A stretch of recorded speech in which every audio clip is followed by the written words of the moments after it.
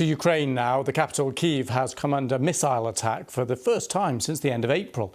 Loud explosions were heard in several locations. Russia claims some of its missiles have hit tanks supplied by other Eastern European countries. Joe Inwood reports. Multiple blasts shattering the peace of Sunday morning in Kyiv. Cruise missiles striking Ukraine's capital.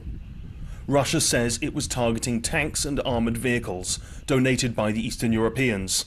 It's not possible to independently verify that fact. Now, one of two sites that was hit is said to be a train repair facility just 100 yards or so down a road there. As you can see, it's in the middle of a busy residential district. This is a city that had maybe been lulled into a false sense of security. In his nightly address delivered before this morning's strikes, President Zelensky described the scale of the attacks from above.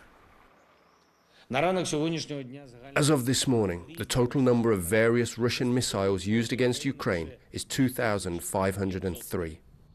Much of the damage to Ukraine has happened in the east of the country, the area known as the Donbass. In the town of Soledar, not far from the front, people there were also dealing with the aftermath of a missile strike. One man blamed the proximity of Ukrainian soldiers to his house.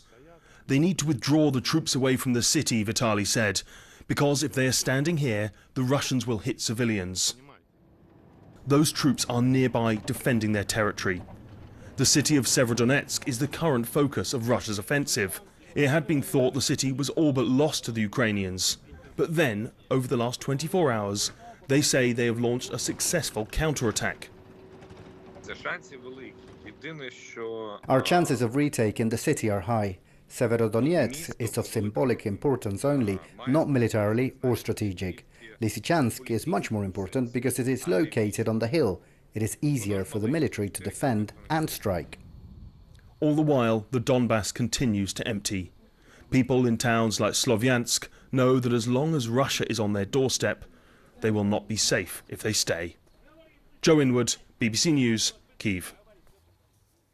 And staying with Ukraine, Russia's President Putin has threatened to attack new targets if Western countries supply Ukraine with longer-range missiles. In a TV interview, the Russian leader said the aim of giving Ukraine such weapons appeared to be to drag out the conflict as long as possible. Last week, the US agreed to supply Ukraine with longer-range rockets, which Ukrainian officials say will be a game-changer in countering the Russian offensive. But in his latest remarks, Putin insisted this would not change anything on the battlefield.